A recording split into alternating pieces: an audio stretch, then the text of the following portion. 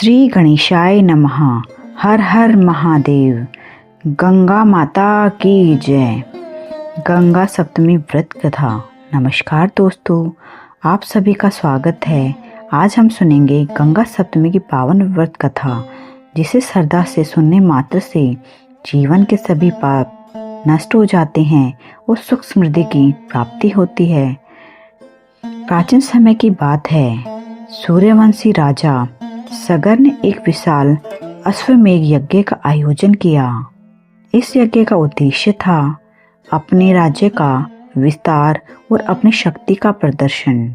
यज्ञ का घोड़ा पूरे राज्य में घूमता हुआ जहाँ जहाँ जाता वहाँ के राजा उसकी अधीनता स्वीकार करते, लेकिन देवराज इंद्र को यह यज्ञ पसंद नहीं आया। उन्होंने यज्ञ के घोड़े को चुरा लिया और कपिल मुनि के आश्रम में बांध दिया।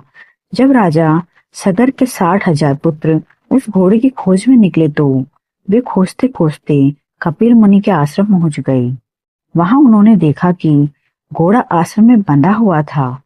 बिना कुछ सोचे समझे उन्होंने कपिल मुनि पर चोरी का आरोप लगा दिया। उनके इस अपमानजनक व्यवहार से कपिल मुनि अत्यंत क्रोधित हो गए।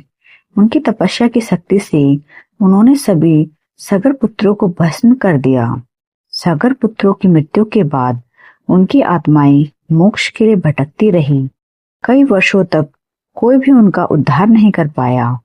समय बीतता गया और उसी वंश में राजा भगीरथ का जन्म हुआ।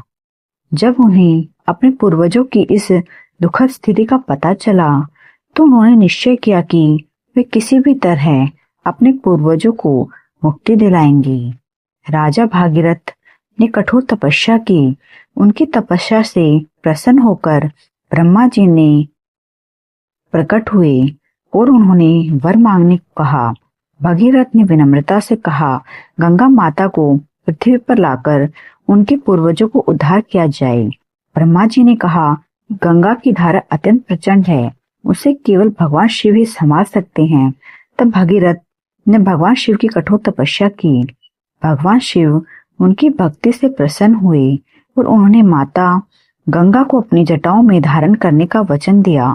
जब गंगा माता स्वर्ग से धरती की ओर उतरी तो उनकी वेगवान धारा को शिवजी ने अपनी जटाओं में समेट लिया और फिर धीरे धीरे पृथ्वी पर प्रवाहित किया।